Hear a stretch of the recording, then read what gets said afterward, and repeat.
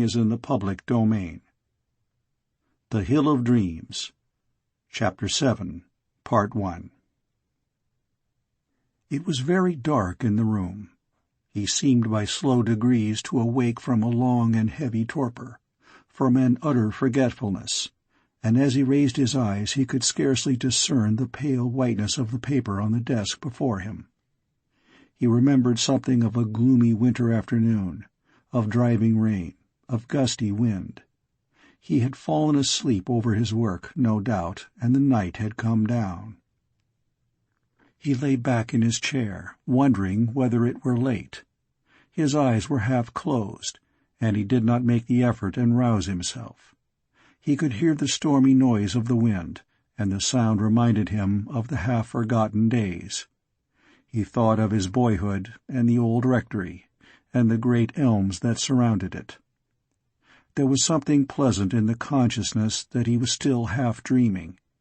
He knew he could wake up whenever he pleased, but for the moment he amused himself by the pretense that he was a little boy again, tired with his rambles and the keen air of the hills.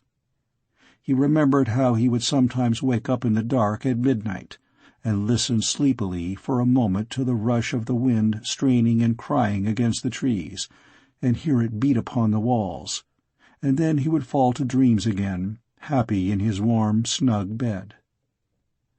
The wind grew louder, and the windows rattled. He half opened his eyes and shut them again, determined to cherish that sensation of long ago. He felt tired and heavy with sleep. He imagined that he was exhausted by some effort. He had, perhaps, been writing furiously without rest. He could not recollect at the instant what the work had been. It would be delightful to read the pages when he had made up his mind to bestir himself. Surely that was the noise of boughs swaying and grinding in the wind.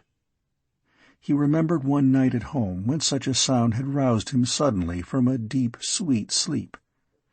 There was a rushing and beating as of wings upon the air, and a heavy, dreary noise, like thunder far away upon the mountain. He had got out of the bed and looked from behind the blind to see what was abroad. He remembered the strange sight he had seen, and he pretended it would be just the same if he cared to look out now. There were clouds flying awfully from before the moon, and a pale light that made the familiar land look strange and terrible. The blast of wind came with a great shriek, and the trees tossed and bowed and quivered. The wood was scourged and horrible, and the night air was ghastly with a confused tumult, and voices as of a host. A huge black cloud rolled across the heaven from the west, and covered up the moon, and there came a torrent of bitter, hissing rain. It was all a vivid picture to him as he sat in his chair, unwilling to wake. Even as he let his mind stray back to that night of the past years, the rain beat sharply on the window-panes, and though there were no trees in the grey suburban street, he heard distinctly the crash of boughs. He wandered vaguely from thought to thought, groping indistinctly amongst memories, like a man trying to cross from door to door in a darkened, unfamiliar room. But no doubt, if he were to look out, by some magic the whole scene would be displayed before him.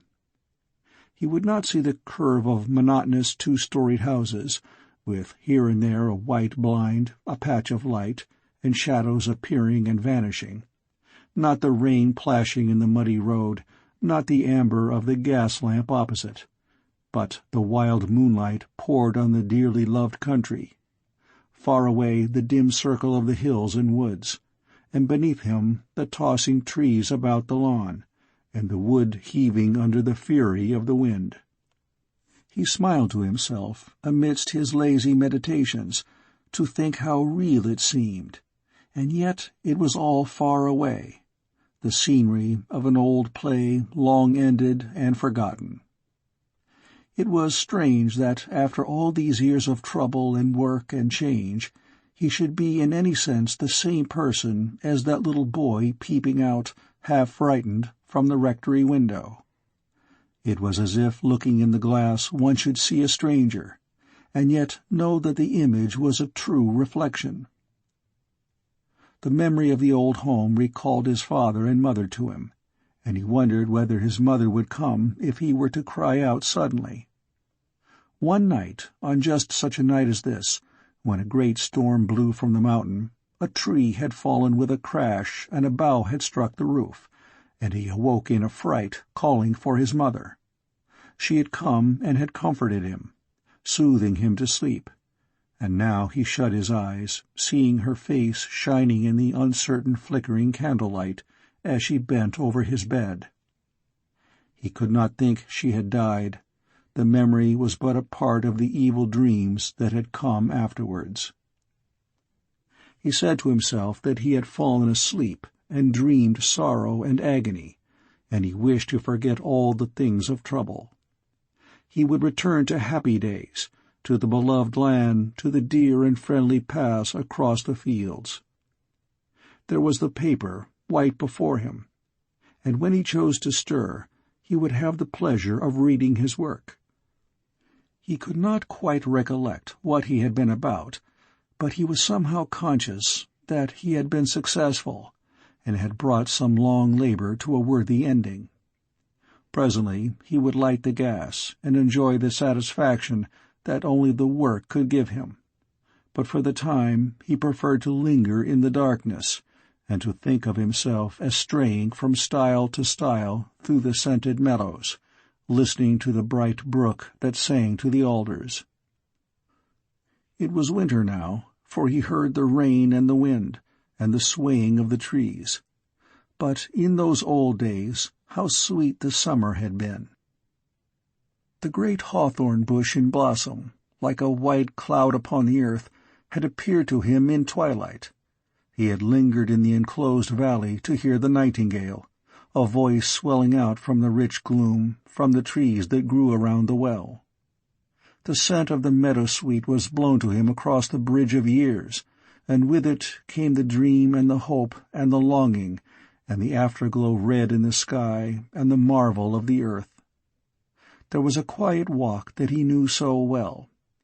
One went up from a little green by-road, following an unnamed brooklet scarce a foot wide, but yet wandering like a river, gurgling over its pebbles, with its dwarf bushes shading the pouring water. One went through the meadow grass and came to the larchwood that grew from hill to hill across the stream, and shone a brilliant, tender green, and sent vague sweet spires to the flushing sky. Through the wood the path wound, turning and dipping, and beneath, the brown fallen needles of last year were soft and thick, and the resinous cones gave out their odor as the warm night advanced, and the shadows darkened. It was quite still, but he stayed, and the faint song of the brooklet sounded like the echo of a river beyond the mountains. How strange it was to look into the wood, to see the tall straight stems rising, pillar-like, and then the dusk, uncertain, and then the blackness. So he came out from the larch-wood, from the green cloud and the vague shadow, into the dearest of all hollows, shut in on one side by the larches, and before him by high violent walls of turf, like the slopes of a fort, with a clear line dark against the twilight sky, and a weird thorn-bush that grew large, mysterious on the summit, beneath the gleam of the evening star. And he retraced his wanderings in those deep old lanes that began from the common road and went away towards the unknown, climbing steep hills and piercing the woods of shadows, and dipping down into valleys that seemed virgin, unexplored, secret for the foot of man. He entered such a lane not knowing where it might bring him, hoping he had found the way to fairyland, to the woods beyond the world, to that vague territory that haunts all the dreams of a boy. He could not tell where he might be, for the high banks rose steep, and the great hedges made a green vault above. Marvelous ferns grew rich and thick in the dark red earth, fastening their roots about the roots of hazel and beech and maple, clustering like the carven capitals of a cathedral pillar. Down, like a dark shaft, the lane dipped to the well of the hills, and came amongst the limestone rocks. He climbed the bank at last, and looked out into a country that seemed, for a moment, the land he sought, a mysterious realm with unfamiliar hills and valleys and fair plains all golden, and white houses radiant in the sunset light. And he thought of the steep hillsides where the bracken was like a wood, and of bare places where the west wing sang over the golden gorse, of still circles in mid-lake, of the poisonous yew-tree in the middle of the wood, shedding its crimson cups on the dank earth. How he lingered by certain black water-pools hedged on every side by drooping wych-elms and black-stemmed alders, watching the faint waves widening to the banks as a leaf or a twig dropped from the trees. And the whole air and wonder of the ancient forest came back to him.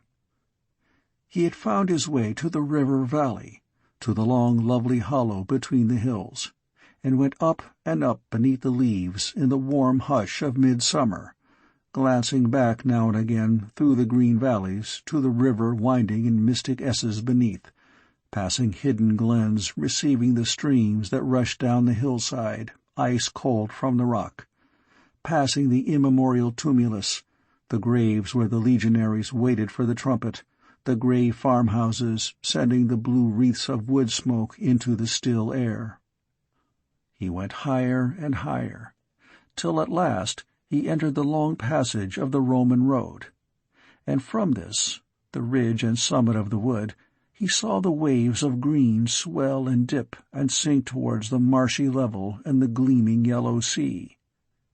He looked on the surging forest, and thought of the strange deserted city mouldering into a petty village on its verge, of its encircling walls melting into the turf, of vestiges of an older temple which the earth had buried utterly.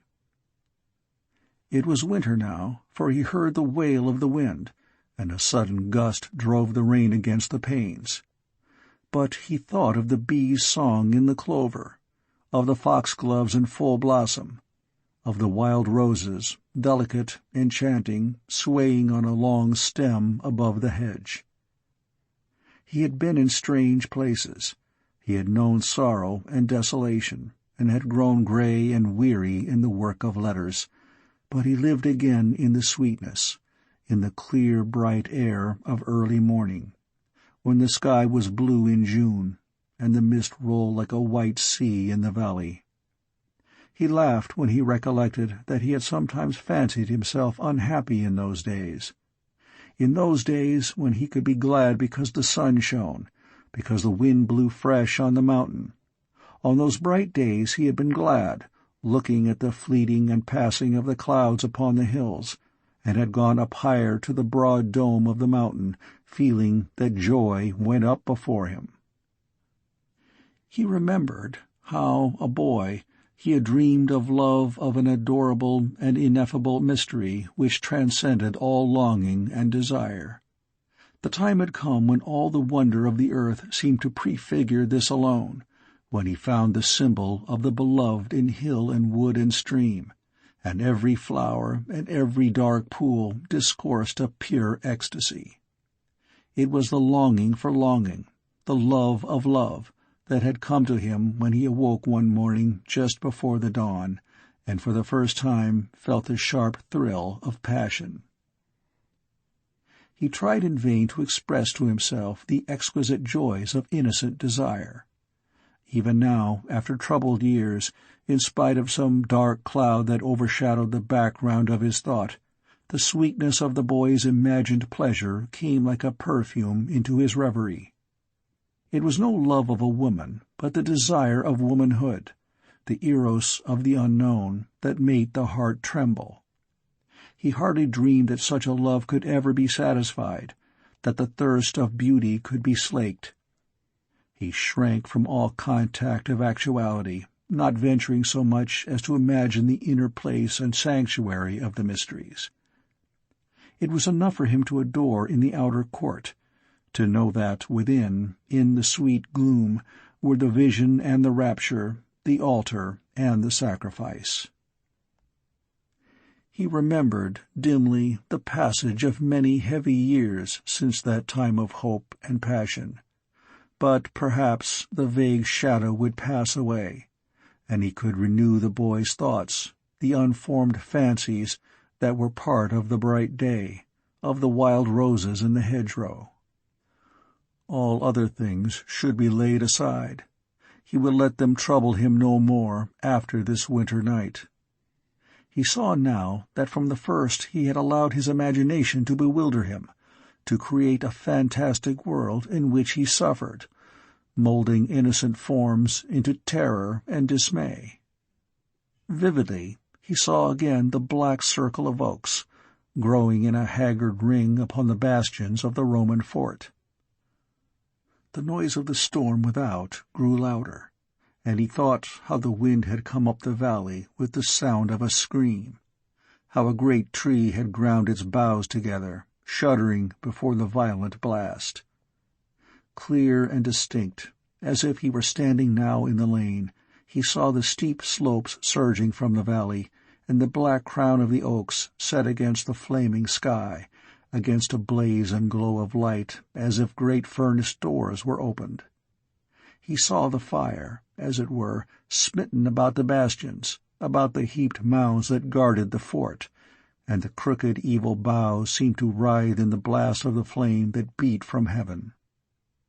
Strangely, with the sight of the burning fort mingled the impression of a dim white shape floating up the dusk of the lane towards him, and he saw across the valley of years a girl's face, a momentary apparition that shone and vanished away. Then there was a memory of another day, of violent summer, of white farmhouse walls blazing in the sun, and a far call from the reapers in the cornfields. He had climbed the steep slope and penetrated the matted thicket and lay in the heat, alone on the soft short grass that grew within the fort. There was a cloud of madness, and confusion of broken dreams that had no meaning or clue, but only an indefinable horror and defilement.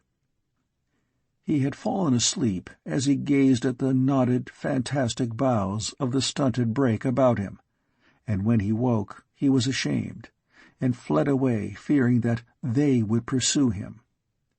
He did not know who they were, but it seemed as if a woman's face watched him from between the matted boughs, and that she summoned to her side awful companions who had never grown old through all the ages. He looked up, it seemed, at a smiling face that bent over him, as he sat in the cool dark kitchen of the old farmhouse, and wondered why the sweetness of those red lips and the kindness of the eyes mingled with the nightmare in the fort, with the horrible Sabbath he had imagined as he lay sleeping on the hot soft turf. He had allowed these disturbed fancies, all this mad wreck of terror and shame that he had gathered in his mind, to trouble him for too long a time. Presently he would light up the room, and leave all the old darkness of his life behind him, and from henceforth he would walk in the day. He could still distinguish, though very vaguely, the pile of papers beside him, and he remembered now that he had finished a long task that afternoon before he fell asleep. He could not trouble himself to recollect the exact nature of the work, but he was sure that he had done well. In a few minutes, perhaps, he would strike a match and read the title, and amuse himself with his own forgetfulness. But the sight of the papers lying there in order made him think of his beginnings, of those first unhappy efforts which were so impossible and so hopeless. He saw himself bending over the table in the old familiar room, desperately scribbling, and then laying down his pen, dismayed at the sad results on the page. It was late at night. His father had been long in bed, and the house was still. The fire was almost out, with only a dim glow here and there amongst the cinders, and the room was growing chilly. He rose at last from his work and looked out on a dim earth and a dark and cloudy sky. Night after night he had labored on, persevering in his effort, even through the cold sickness of despair, when every line was doomed as it was made. Now, with the consciousness that he knew at least the conditions of literature, and that many years of thought and practice had given him some sense of language, he found these early struggles both pathetic and astonishing. He could not understand how he had persevered so stubbornly, how he had had the heart to begin a fresh page when so many folios of blotted, painful effort lay torn, derided, impossible in their utter failure. It seemed to him that it must have been a miracle or an infernal possession, a species of madness that had driven him on, every day disappointed and every day hopeful. And yet there was a joyous side to the illusion. In these dry days that he lived in, when he had bought, by a long experience and by countless hours of misery, a knowledge of his limitations, of the vast gulf that yawned between the conception and the work, it was pleasant to think of a time when all things were possible, when the most splendid design seemed an affair of a few weeks. Now he had come to a frank acknowledgment. So far as he was concerned, he judged every book wholly impossible till the last line of it was written, and he had learnt patience, the art of sighing and putting the fine scheme away in the pigeonhole of what could never be. But to think of those days! Then one could plot out a book that should be more curious than Rabelais, and jot down the outlines of a romance to surpass Cervantes, and design Renaissance tragedies and volumes of Contes, and comedies of the Restoration. Everything was to be done, and the masterpiece was always the Rainbow Cup, a little way before him. He touched the manuscript on his desk, and the feeling of the pages seemed to restore all the papers that had been torn so long ago. It was the atmosphere of the silent room that returned, the light of the shaded candle falling on the abandoned leaves. This had been painfully excogitated while the snowstorm whirled about the lawn and filled the lanes. This was of the summer night, this of the harvest moon rising like a fire from the tithe-barn on the hill. How well he remembered those half-dozen pages of which he had once been so proud. He had thought out the sentences one evening, while he leaned on the footbridge and watched the brook swim across the road. Every word smelt of the meadow-sweet that grew thick upon the banks. Now, as he recalled the cadence and the phrase that seemed so charming, he saw again the ferns beneath the vaulted roots of the beech, and the green light of the glowworm in the hedge.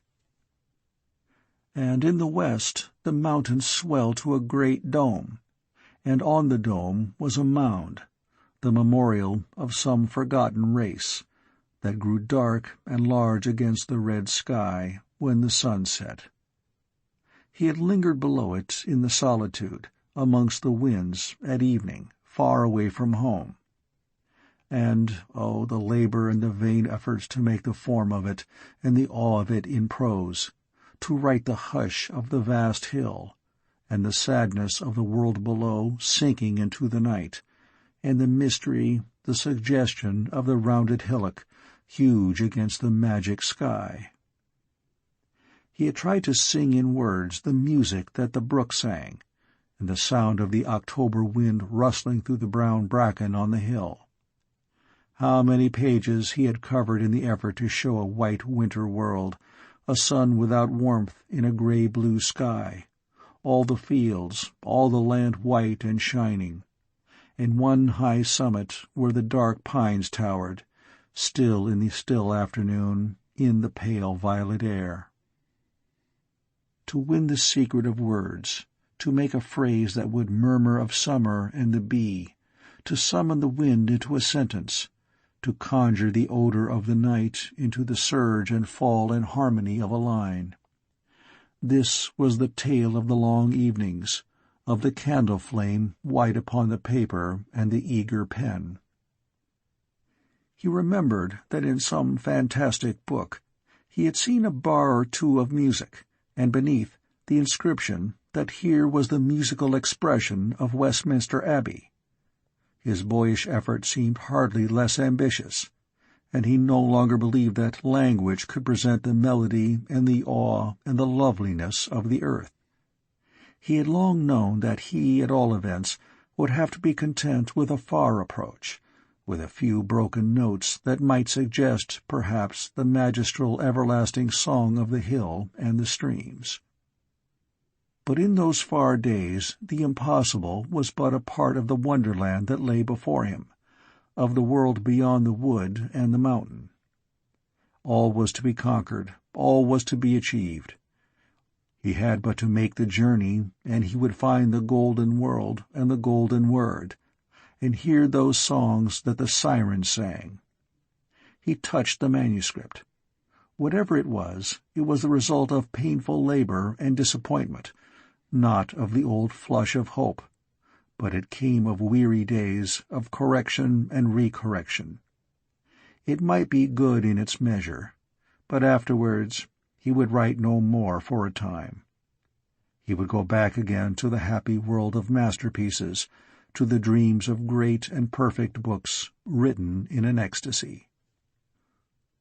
Like a dark cloud from the sea came the memory of the attempt he had made, of the poor piteous history that had once embittered his life. He sighed and said, alas, thinking of his folly, of the hours when he was shaken with futile, miserable rage. Some silly person in London had made his manuscript more saleable, and had sold it without rendering an account of the profits, and for that he had been ready to curse humanity. Black, horrible as the memory of a stormy day, the rage of his heart returned to his mind, and he covered his eyes, endeavoring to darken the picture of terror and hate that shone before him. He tried to drive it all out of his thought. It vexed him to remember these foolish trifles. The trick of a publisher, the small pomposities and malignancies of the country folk, the cruelty of a village boy, had inflamed him almost to the pitch of madness. His heart had burnt with fury, and when he looked up the sky was blotched and scarlet as if it rained blood. Indeed, he had almost believed that blood had rained upon him, and cold blood from a sacrifice in heaven. His face was wet and chill and dripping, and he had passed his hand across his forehead and looked at it. A red cloud had seemed to swell over the hill, and grow great and come near to him. He was but an ace removed from raging madness. It had almost come to that. The drift and the breath of the scarlet cloud had well nigh touched him. It was strange that he had been so deeply troubled by such little things, and strange how, after all the years, he could still recall the anguish and rage and hate that shook his soul as with a spiritual tempest. The memory of all that evening was wild and troubled.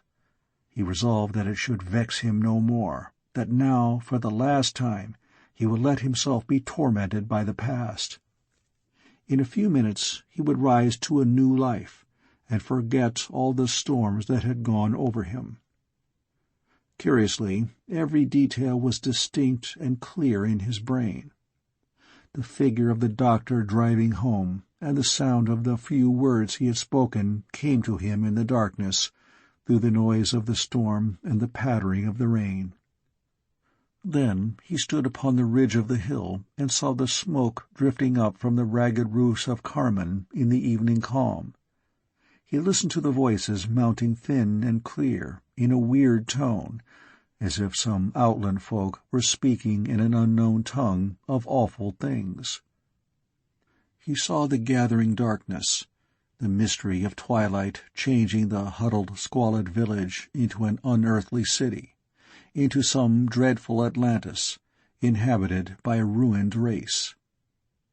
The mist falling fast, the gloom that seemed to issue from the black depths of the forest to advance palpably towards the walls, were shaped before him, and beneath the river wound snake-like about the town, swimming to the flood and glowing in its still pools like molten brass.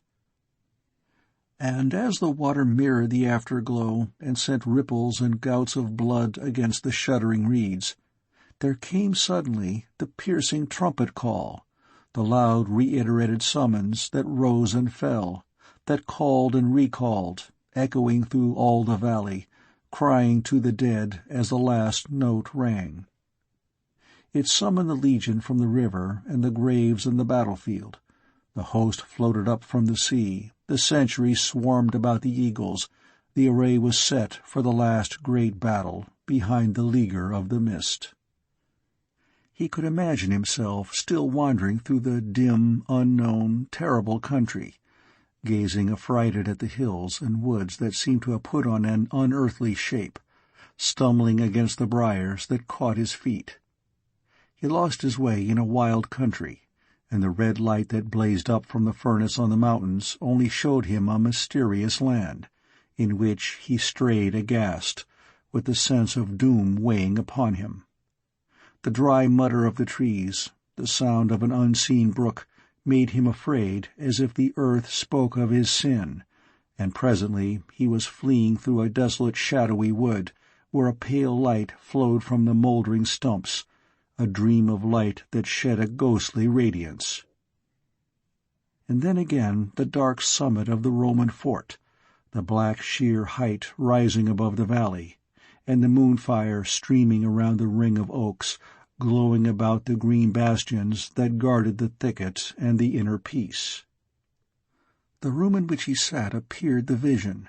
The trouble of the wind and rain without was but illusion, the noise of the waves in the seashell.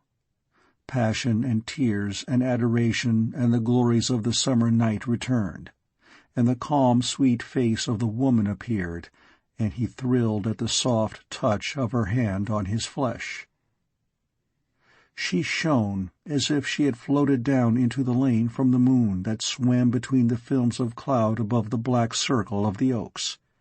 She led him away from all terror and despair and hate, and gave herself to him with rapture, showing him love, kissing his tears away, pillowing his cheek upon her breast. His lips dwelt on her lips, his mouth upon the breath of her mouth. Her arms were strained about him, and oh, she charmed him with her voice, with sweet, kind words, as she offered her sacrifice. How her scented hair fell down and floated over his eyes, and there was a marvelous fire called the moon, and her lips were aflame, and her eyes shone like a light on the hills. All beautiful womanhood had come to him in the lane. Love had touched him in the dusk and had flown away, but he had seen the splendor and the glory, and his eyes had seen the enchanted light. Ave atque vale. The old words sounded in his ears like the ending of a chant, and he heard the music's close. Once only in his weary, hapless life, once the world had passed away, and he had known her, the dear, dear Annie, the symbol of all mystic womanhood.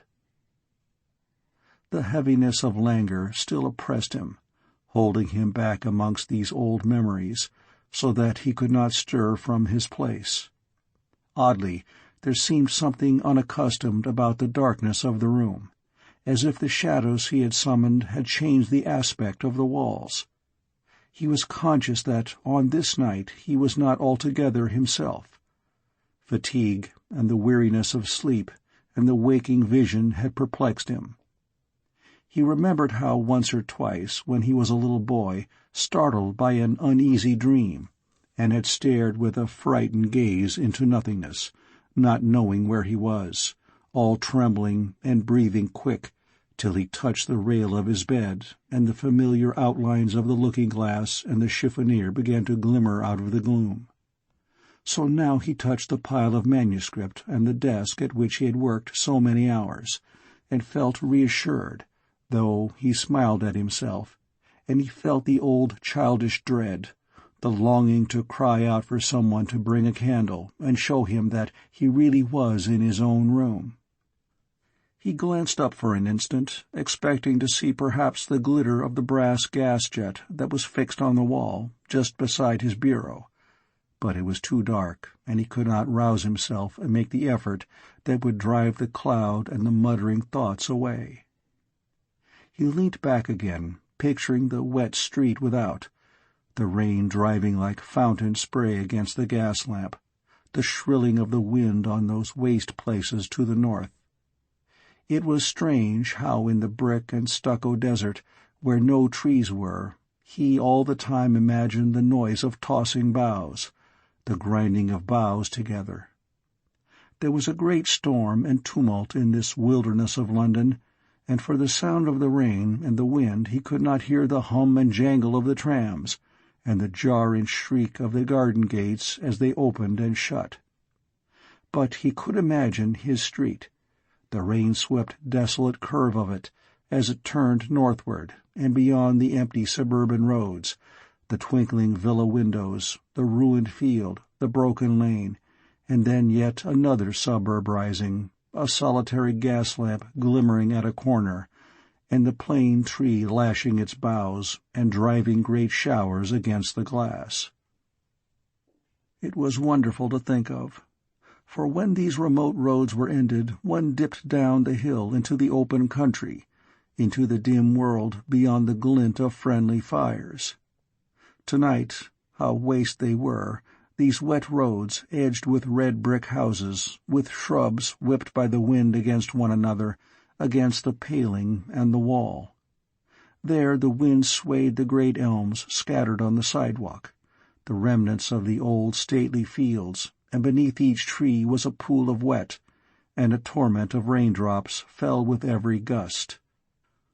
And one passed through the red avenues, perhaps by a little settlement of flickering shops, and past the last sentinel wavering lamp, and the road became a ragged lane, and the storm screamed from hedge to hedge across the open fields.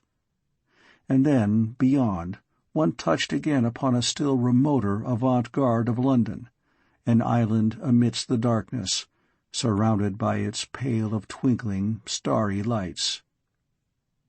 He remembered his wanderings amongst these outposts of the town, and thought how desolate all their ways must be tonight. They were solitary in wet and wind, and only at long intervals someone pattered and hurried along them, bending his eyes down to escape the drift of rain. Within the villas, behind the close-drawn curtains, they drew about the fire, and wondered at the violence of the storm, listening for each great gust as it gathered far away and rocked the trees, and at last rushed with a huge shock against their walls, as if it were the coming of the sea. He thought of himself walking, as he had often walked, from lamp to lamp on such a night, treasuring his lonely thoughts and weighing the hard task awaiting him in his room.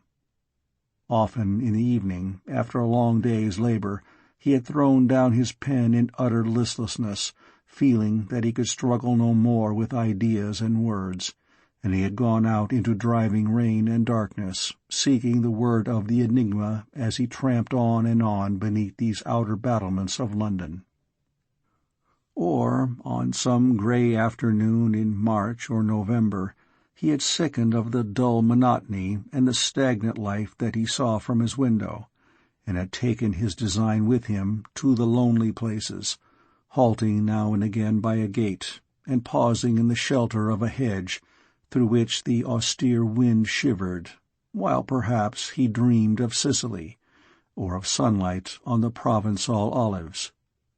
Often, as he strayed solitary from street to field, and past the Syrian fig-tree imprisoned in Britain, nailed to an ungenial wall, the solution of the puzzle became evident, and he laughed and hurried home, eager to make the page speak, to note the song he had heard on his way. Sometimes he had spent many hours treading this edge and brim of London, now lost amidst the dun fields, watching the bushes shaken by the wind, and now looking down from a height whence he could see the dim waves of the town, and a barbaric water tower rising from a hill, and the snuff-colored cloud of smoke that seemed to blown up from the streets into the sky. There were certain ways and places that he had cherished. He loved a great old common that stood on high ground, curtained about with ancient, spacious houses of red brick, and their cedarn gardens. And there was on the road that led to this common a space of ragged, uneven ground with a pool and a twisted oak.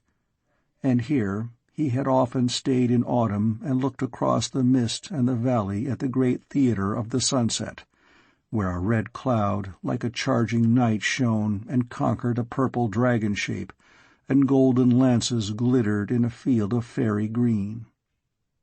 Or sometimes, when the unending prospect of trim, monotonous modern streets had wearied him, he had found an immense refreshment in the discovery of a forgotten hamlet, left in a hollow while all New London pressed and surged on every side, threatening the rest of the red roofs with its vulgar growth. These little peaceful houses, huddled together beneath the shelter of trees, with their bulging leaded windows and uneven roofs, somehow brought back to him the sense of the country, and soothed him with the thought of the old farmhouses, white or grey, the homes of quiet lives, harbors where, perhaps, no tormenting thoughts ever broke in. For he had instinctively determined that there was neither rest nor health in all the arid waste of streets about him. It seemed as if in those dull rows of dwellings, in the prim new villas, red and white and staring, there must be a leaven working which transformed all to base vulgarity. Beneath the dull sad slates, behind the blistered doors, love turned to squalid intrigue, mirth to drunken clamor, and the mystery of life became a common thing. Religion was sought for in the greasy piety and flatulent oratory of the Independent Chapel, the stuccoed nightmare of the Doric columns. Nothing fine, nothing rare, nothing exquisite, it seemed, could exist in the weltering suburban sea, in the habitations which had risen from the stench and slime of the brick-fields. It was as if the sickening fumes that steamed from the burning bricks had been sublimed into these shape of houses, and those who lived in these grey places could also claim kinship with the putrid mud. Hence he had delighted in the few remains of the past that he could find still surviving on the suburb's edge, in the grave old houses that stood apart from the road, in the mouldering taverns of the 18th century, in the huddled hamlets that had preserved only the glow and the sunlight of all the years that had passed over them. It appeared to him that vulgarity and greasiness and squalor had come with a flood, that not only the good but also the evil in man's heart had been made common and ugly, that a sordid scum was mingled with all the springs of death as of life. It would be alike futile to search amongst these mean two-storied houses for a splendid sinner as for a splendid saint. The very vices of these people smelt of cabbage water and a pothouse vomit. And so he had often fled away from the serried maze that encircled him, seeking for the old and worn and significant as an antiquary looks for the fragments of the Roman temple amidst the modern shops. In some way, the gusts of wind and the beating rain of the night reminded him of an old house that had often attracted him with a strange, indefinable curiosity.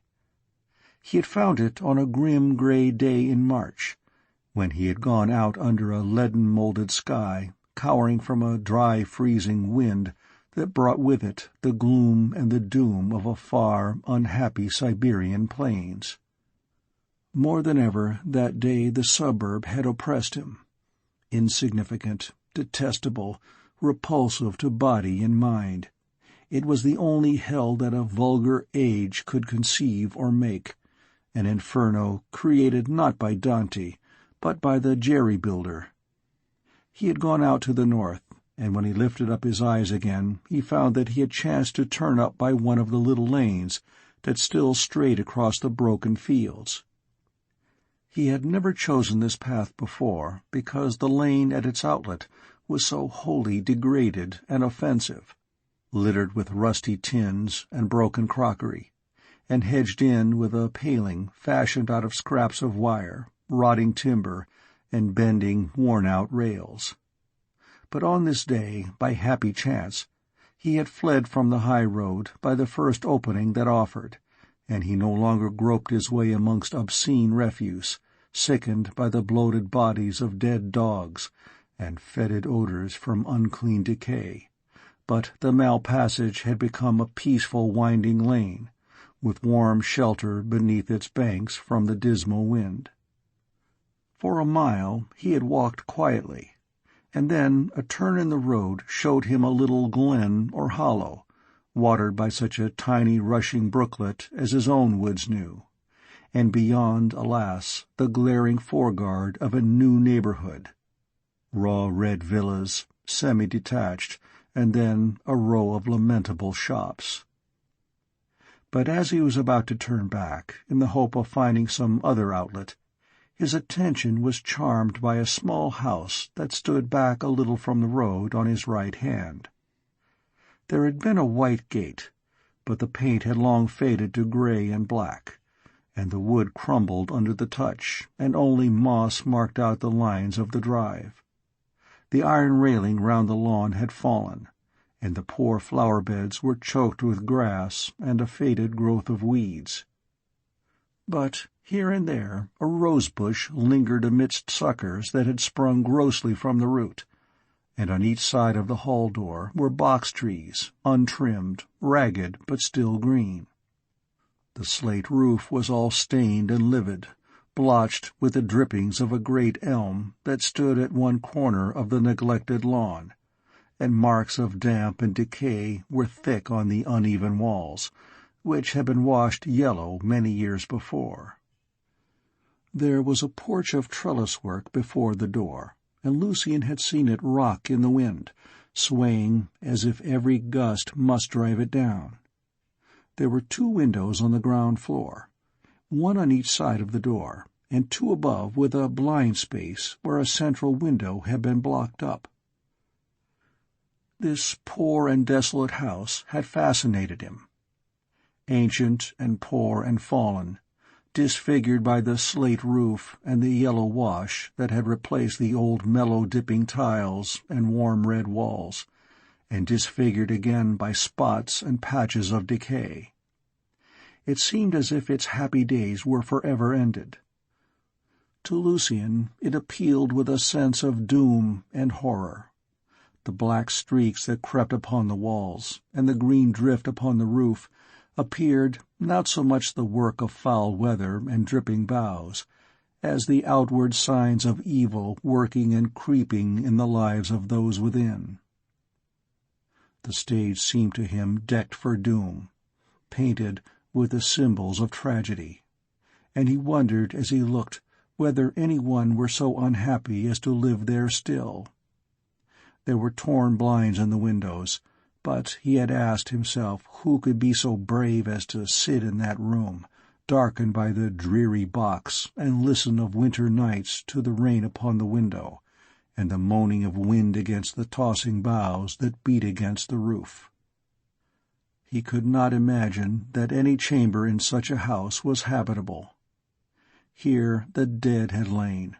Through the white blind the thin light had filtered on the rigid mouth, and still the floor must be wet with tears, and still that great rocking elm echoed the groaning and the sobs of those who watched. No doubt the damp was rising, and the odor of the earth filled the house, and made such as entered draw back, foreseeing the hour of death. Often the thought of this strange old house had haunted him. He had imagined the empty rooms where a heavy paper peeled from the walls and hung in dark strips, and he could not believe that a light ever shone from those windows that stared black and glittering on the neglected lawn.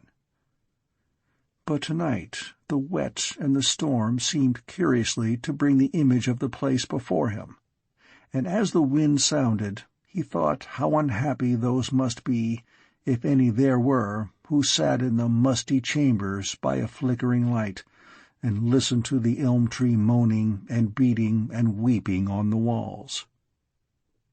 And tonight was Saturday night, and there was about that phrase something that muttered of the condemned cell, of the agony of a doomed man.